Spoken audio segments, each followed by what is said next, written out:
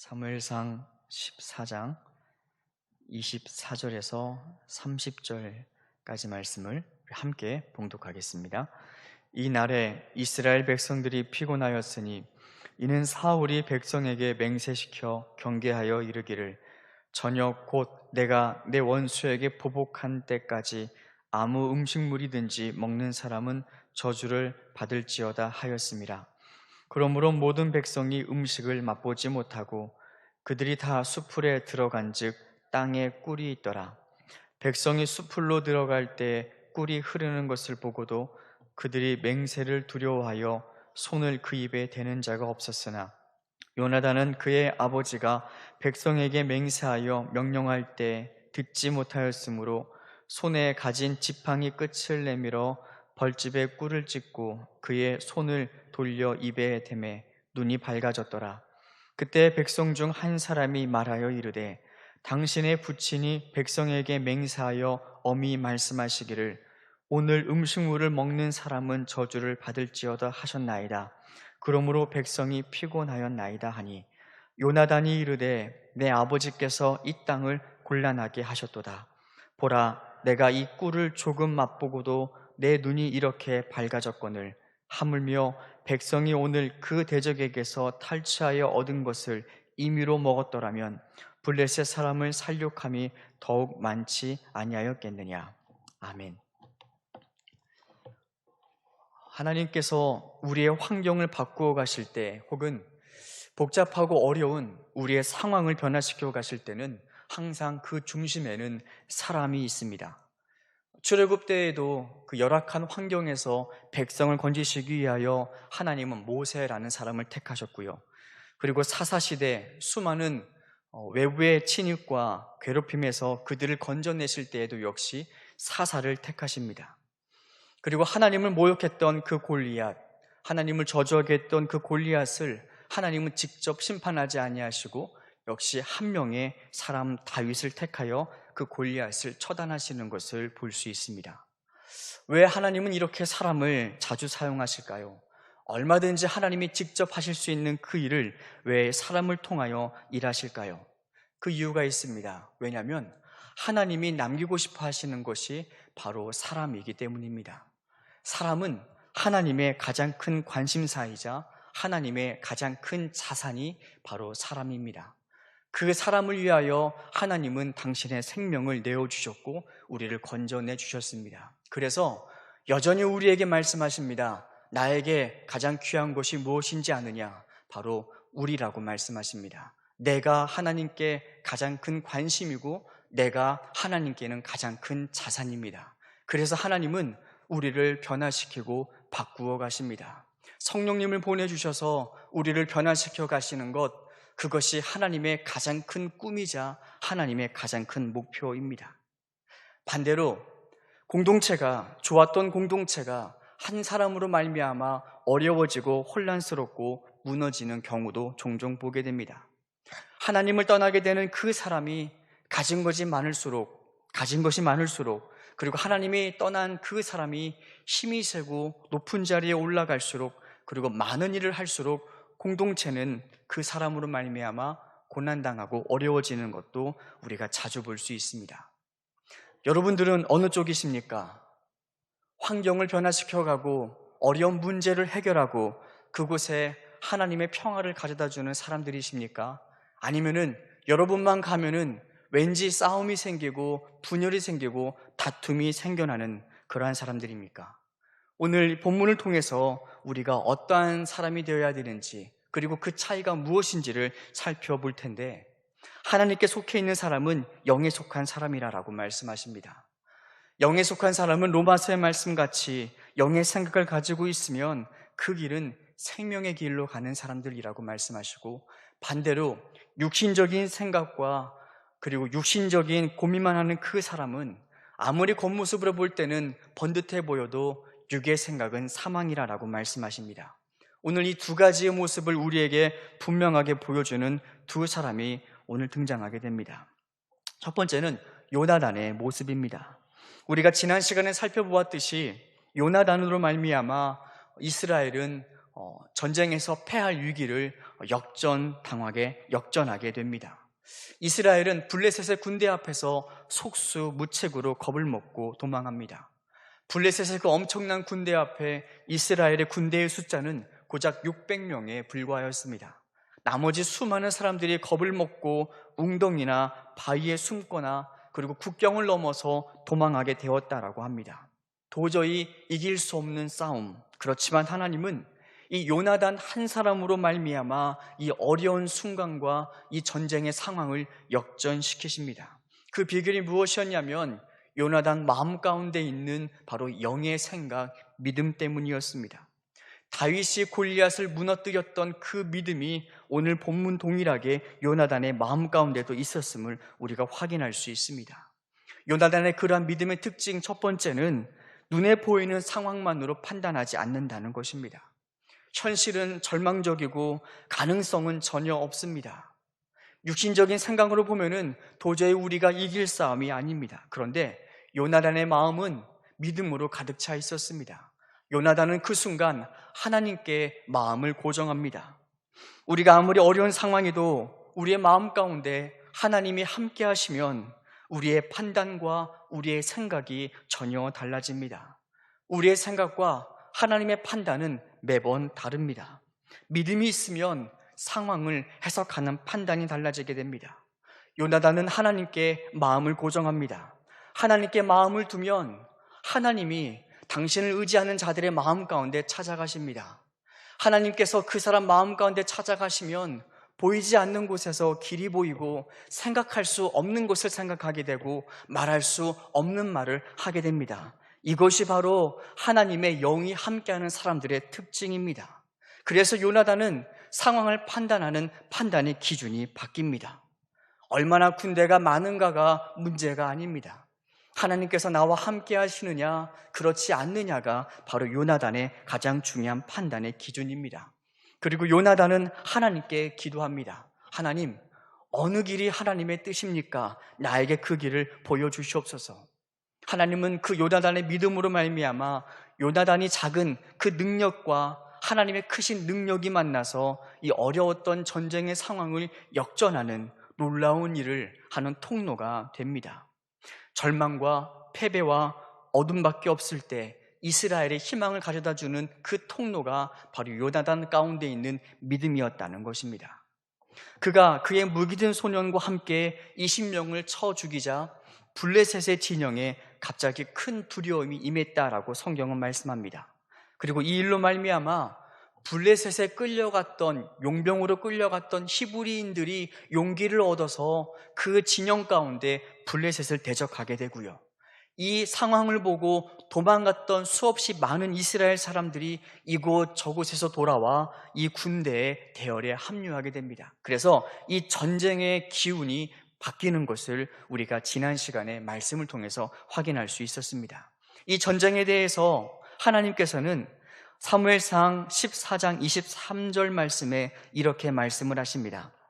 여호와께서 그날에 이스라엘을 구원하심으로 이 전쟁은 하나님께서 싸우신 싸움이라고 하십니다. 요나단을 통하여 하나님께서 믿음을 부어주시고 그리고 그 한 사람을 통하여 하나님이 함께하신 하나님의 싸움이었다라고 말씀하십니다. 이렇게 요나단으로 말미암아 하나님은 상황을 바꾸어 가셨지만 그런데 반면에 또 다른 모습을 가진 또 한 명의 사람을 우리가 볼 수 있습니다. 바로 사울 왕의 모습입니다. 요나단의 생각이 영의 생각 그리고 믿음과 기도로 상황을 판단하는 것이었다면 사울의 생각은 육의 생각입니다. 눈에 보이는 대로 모든 것을 판단합니다. 요나단으로 말미암아 블레셋 진영이 점점 무너져 내렸을 때 사울 왕이 처음에 놀랍니다. 그리고 처음에는 이것이 무슨 뜻인가 하나님께 묻기 위하여 하나님의 궤를 가져오라라고 명령합니다. 하나님의 궤를 가지고 오는 그 상황 가운데 전쟁은 점점 더 이스라엘에게 유리한 쪽으로 흘러가게 됩니다. 사울은 이내 하나님께 기도하는 일을 멈춥니다. 그리고 묻지 않고 그 하나님의 궤를 내팽겨 쳐버립니다. 우리가 14장 18절과 19절 말씀 우리가 같이 한번 보도록 하겠습니다. 사무엘상 14장 18절과 19절 말씀 제가 봉독하겠습니다. 사울이 아히야에게 이르되 하나님의 궤를 이리로 가져오라 하니 그때 하나님의 궤가 이스라엘 자손과 함께 있음이라. 사울이 제사장에게 말할 때 블레셋 사람들의 진영의 소동이 점점 더한지라. 사울이 제사장에게 이르되 내 손을 거두라 하고, 상황이 점점 더 호전되자 기도의 손을 거두라라고 말합니다. 현대인의 성경에서는 이 부분을 이렇게 번역하고 있습니다. 블레셋 군의 진지에서 요란한 소리가 점점 더 크게 들려왔다. 그래서 사울은 여호와께 물어볼 필요도 없어 그만두시오 하고 제사장에게 말하였다. 그는 모든 상황을 눈으로 판단합니다. 상황이 다급하고 급박할 때는 하나님께 기도하는 척하다. 상황이 점점 더 호전되고 하나님 없이도 이길 수 있을 거라 생각되자 그는 기도를 멈춥니다. 앞선 13장에서도 사울은 역시 동일한 실수를 하는 것을 우리가 볼 수 있습니다. 블레셋 군대가 점점 다가오고 사무엘은 오기로 한 날에 오지 않습니다. 그의 마음은 점점 더 조급함에 쫓기게 됩니다. 문제가 자기가 갖고 있는 믿음보다 더욱더 크니까 이 사울 왕은 문제의 무기에 눌려버리게 됩니다. 그래서 실수를 하게 됩니다. 제사장 이외에는 집전할 수 없는 그 제사를 직접 스스로 집전하고자 할 때 하나님께 꾸중을 듣고 하나님께 버림받았던 것이 바로 13장에서 보았던 사울 왕의 그 모습입니다. 그런데 그 모습이 지금도 동일하게 반복이 됩니다. 그 까닭이 무엇일까요? 사울은 눈으로 모든 것을 판단했기 때문입니다. 눈에 보이는 대로 판단하고 눈에 보이는 대로 생각했기 때문입니다. 우리는 두 가지의 눈의 종류를 가지고 이 세상을 살아갑니다. 하나는 육신의 눈이고 다른 하나는 영적인 눈입니다. 이 두 가지 시선 다 모두 우리에게 중요합니다. 먼저는 우리 육신의 눈이 건강해야 됩니다. 육신의 눈이 건강해야 이성적인 판단과 논리적인 생각을 바르게 할 수 있습니다. 그런데 이 육신의 생각만으로는 도저히 이 세상을 믿음으로 살아갈 수 없습니다. 그래서 우리에게 필요한 것이 있는데 그것이 무엇인지 바로 믿음의 눈입니다. 어쩌면 이 믿음의 눈은 육신의 눈보다 더욱더 중요합니다.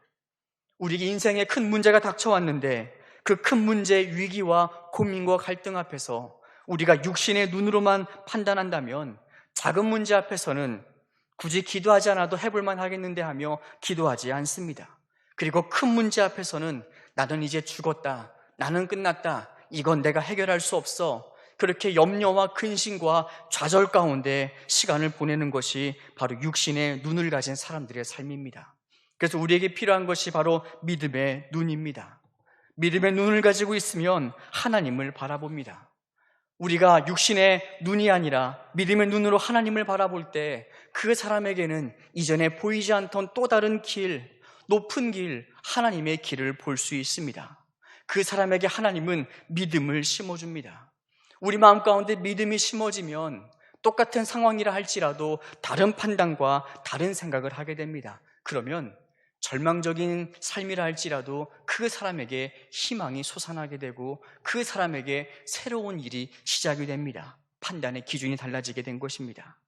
그래서 우리에게는 믿음의 눈이 필요합니다. 이 믿음의 눈이 감겨 있으면 육신적인 눈으로밖에 상황을 판단할 수밖에 없습니다. 어려우면 주저앉고 조금만 유리해지면 금세 교만하여 기대의 손을 거두는 것, 이것이 바로 인간적인 생각에 사로잡혔던 사울 왕의 신앙이었습니다.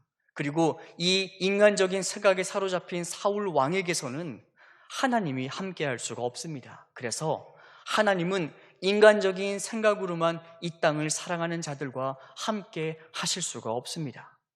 사람의 생각으로만 가득한 사울, 눈에 보이는 것에만 의존하여 살아가는 사람들, 하나님은 그들과 함께하지 못합니다. 하나님은 수없이 사울에게 기회를 주셨지만 그러나 사울은 변하지 않습니다. 그 또 하나의 모습이 우리가 읽었던 본문에 다시 한번 나타나게 됩니다. 전쟁의 상황이 점점 더 유리해져 가는데 그런데 희한하게 백성들은 점점 더 피곤해져 갔다라고 합니다. 24절 말씀을 보시면 이날에 이스라엘 백성들이 피곤하였으니, 왜 이스라엘 백성들은 전쟁의 승기를 잡고서도 피곤에 지쳐 있었을까요? 그 이유가 바로 사울 왕의 금식 명령 때문입니다. 24절에서 사울이 말합니다. 저녁 곧 내가 내 원수에게 보복하는 때까지 아무 음식물이든지 먹는 사람은 저주를 받을지어다 하였습니다. 그러므로 모든 백성이 음식물을 맛보지 못하고, 이 금식 명령은 하나님의 생각도 아니고 하나님의 명령도 아닙니다. 사울 왕은 백성을 생각하지 않습니다. 오히려 이 전쟁을 속전속결로 마무리함으로써 자신의 이름과 자신의 명예를 드높이겠다는 공명심에 사로잡히게 되니까 사울은 그 순간 앞에서 또다시 잘못된 선택과 잘못된 판단을 하게 됩니다. 사울은 항상 하나님께 묻지 않습니다. 눈에 보이는 모든 것이 그가 판단을 내리는 모든 근거와 기준입니다. 이렇게 겉으로 보면 사울도 하나님을 믿는 것처럼 보이지만, 그런데 사울은 모든 것을 이기적인 생각과 눈에 보는 대로 판단합니다. 성경은 이러한 모습을 가진 신앙인에 대하여 이렇게 말씀하십니다. 두 마음을 품은 자들. 겉으로 볼 때는 교회를 나오지만, 겉으로 볼 때는 신앙이 있는 것처럼 보이지만, 항상 문제와 고난 앞에서는 눈에 보이는 대로 판단하는 사람들, 문제가 쉬우면 기도하지 않고 문제가 크면 절망하고 주저앉는 그 사람들을 향하여 하나님은 두 마음을 품은 자들이라 말합니다. 야고보서 1장에서는 이렇게 말씀하십니다. 두 마음을 품은 자들은 무엇이든지 하나님께 얻기를 생각하지 말라. 그러면 이렇게 인간적인 생각으로 꽉 찬 지도자가 그 나라의 왕이 되었을 때 그 나라의 모습은 어떤 결과가 벌어지게 될까요? 29절에서 하나님은 요나단의 입을 통하여 이렇게 인간적인 생각으로 살아가는 사울이 어떠한 결과를 초래하는지를 말씀하십니다. 29절에 보시면 요나단이 이르되 내 아버지께서 이 땅을 곤란하게 하셨도다. 인간적인 생각으로 가득 찬 사람, 육신의 눈으로만 세상을 살아가는 사람이 가장이 되고 부모가 되고 지도자가 되면 가장이 곤란해지고 교회가 곤란해지고 자녀가 곤란해지게 됩니다. 그리고 나라가 곤란해지게 된다라고 합니다. 여러분, 그러면 우리는 사울이 아닙니까? 우리는 사울과 같이 눈에 보이는 대로 판단하지 않습니까? 우리 잠시 우리의 모습을 되돌아보면 우리 자신의 모습이 곧 사울왕의 모습이었음을 우리가 금방 알아차릴 수 있습니다. 상황이 어려우면 우리는 염려와 근심은 많이 하지만 기도하지는 않습니다. 무게가 내 마음을 짓누르면 우리는 성경을 읽을 시간이 우리에게 없다고 생각합니다. 도저히 우리의 마음을 하나님께 가지고 가지 않습니다. 그리고 또 하나님께서 그럼에도 불구하고 우리에게 은혜를 주시면 그 고비를 넘기면 우리는 곧 기도의 자리를 떠납니다. 어려울 때는 하나님께 기도하는 척 하다가 문제가 쉬워 보이면 그 기도의 자리를 떠나서 더 이상 기도하지 않는 사람들, 바쁘기 때문에 기도하지 않고 이제는 기도하지 않아도 될 것 같기 때문에 더 이상 기도하지 않는 우리가 바로 손을 거두었던 사울왕의 모습과 동일합니다. 사울왕의 모습과 우리의 모습은 다를 바가 없습니다. 그러면 두려운 것이 무엇이냐면 사울왕의 결말이 우리의 결말이라고 장담하지 못한다는 것입니다. 우리는 곧 가정을 곤란하게 만드는 자들이 될 것이고, 우리는 자녀를 곤란하게 만드는 자들이 될 것이고, 우리는 교회를 곤란하게 만드는 자들이 될 것이고, 결국 그렇게 살아가는 자들에게는 하나님이 함께할 수 없어서 떠나는 일만 남았다는 것, 이것이 사울왕의 모습을 통하여 우리에게 오늘 말씀하시는 하나님의 말씀입니다. 우리가 육신의 눈으로만 살아갈 때 사울의 결말을 우리는 피할 수 없습니다. 그럼 우리는 어떻게 해야 할까요? 육신의 눈으로만 사는 것이 아니라 믿음의 눈을 키워야 됩니다. 믿음을 가져야 합니다. 육신의 생각이 사망이라면 영의 생각은 생명과 평안입니다. 우리의 상황과 관계없이 문제가 쉬워 보인다고 기도의 자리를 떠나는 것이 아니라 여전히 기도의 자리에 눌러앉아 있는 사람이 영의 생각을 할 수 있는 사람입니다.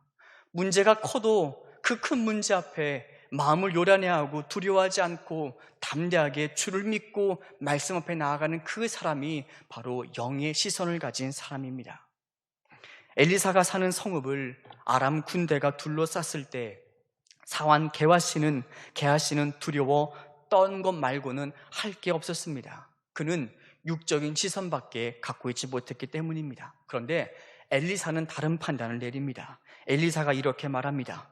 우리와 함께한 자들이 저들과 함께한 자들보다 많으니라.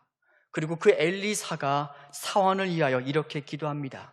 그의 눈을 열어 보게 하옵소서. 상황 너머에 계시는 하나님을 보게 하옵소서. 말씀을 보면 보이는 하나님의 길을 보게 하옵소서. 기도할 때 우리 마음 가운데 찾아오셔서 믿음을 주시는 성령님을 보게 하옵소서. 이것이 엘리사의 기도였던 것입니다. 바다가 풍랑에 한참 요동일 때 예수님의 제자들은 너무나 무서워 그 파도를 보고 두려워합니다. 그런데 예수님은 그 배 안에서 편안하게 잠을 주무시고 계십니다. 왜냐하면 보는 것이 달랐기 때문에 판단이 달랐던 것입니다. 또한 나사로가 죽었을 때 마리아와 마르다 그리고 마을의 모든 사람은 슬퍼하였지만 그러나 그 슬픔 가운데서도 예수님은 하나님을 향하여 감사 기도를 드렸다라고 말씀하십니다. 예수님에게는 하나님의 또 다른 계획을 보고 계셨기 때문입니다. 예수님은 모든 상황 앞에서 우리와 전혀 다른 판단을 내리십니다. 바로 예수님에게는 믿음의 눈이 있었기 때문입니다. 하나님은 인간적인 생각으로만 살던 사울의 왕위를 다윗에게 옮기십니다. 다윗에게 이 믿음의 눈이 있었기 때문입니다.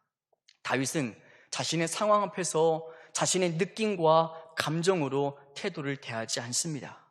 그는 불리하다고 도망가지 않고 유리하다고 교만하지 않습니다. 항상 하나님께 묻습니다. 당연한 일인 것 같이 보이지만 그 당연한 일도 그냥 하지 않습니다. 하나님께 묻고 확신을 가지고 합니다. 어느 때 아말렉이 이 다윗의 군대의 모든 처자식을 납치하고 모든 재산을 약탈해 갔을 때가 생깁니다. 다윗이 이 소식을 듣고 금방 본지로 복귀하게 됩니다. 1분 1초가 급박한 상황입니다. 당장 그들을 쫓아가야 될 그 상황에 그런데 다윗은 쫓아가는 것을 먼저 멈춥니다. 그리고 부하들에게 에봇을 가져오라고 합니다. 그리고 하나님께 이렇게 기도합니다.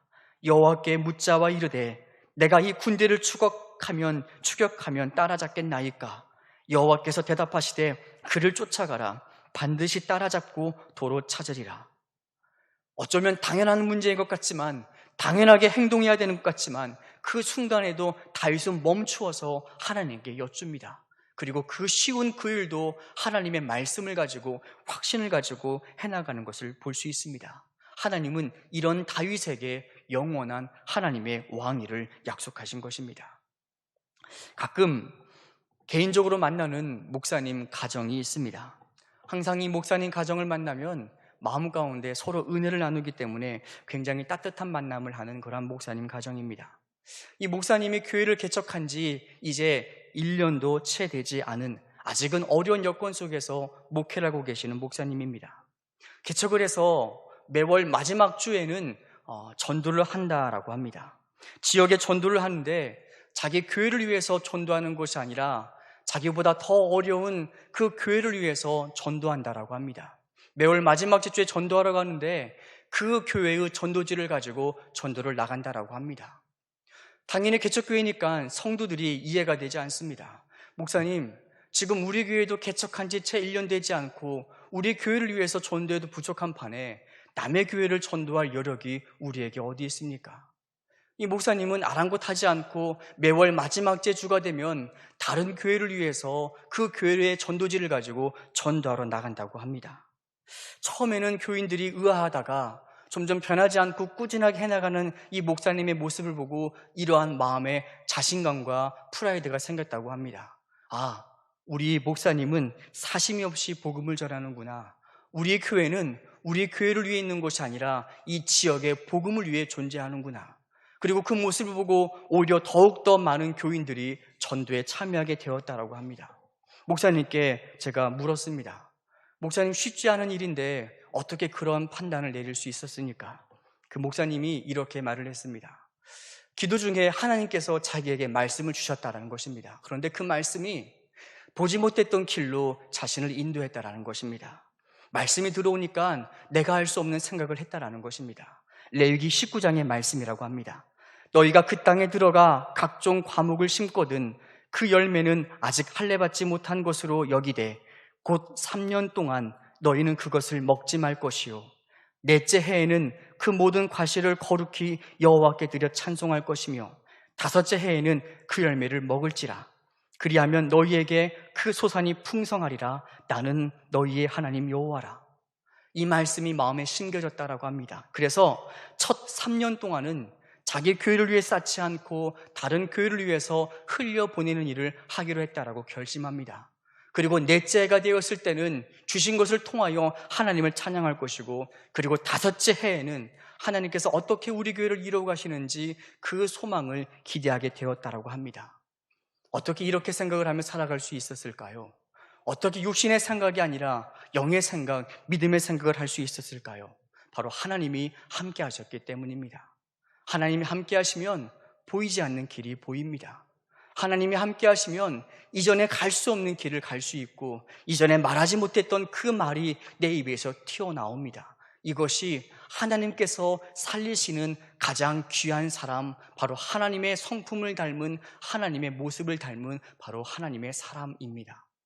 우리가 그러한 사람들 되었으면 좋겠습니다. 육신의 생각만으로 사는 것이 아니라, 눈에 보이는 것으로 일희일비하는 것이 아니라, 믿음의 눈을 가지고 꾸준히 말씀 앞에 나아가고 꾸준히 기도할 때 그 사람들에게만 내어주시는 그 믿음의 길을 갈 수 있는 우리 모든 성도님들 되었으면 좋겠습니다. 이 시간 우리 함께 기도하겠습니다. 우리가 이 시간 함께 기도할 제목은, 하나님, 우리가 사울과 같은 길을 가지 않도록 하여 주시옵소서.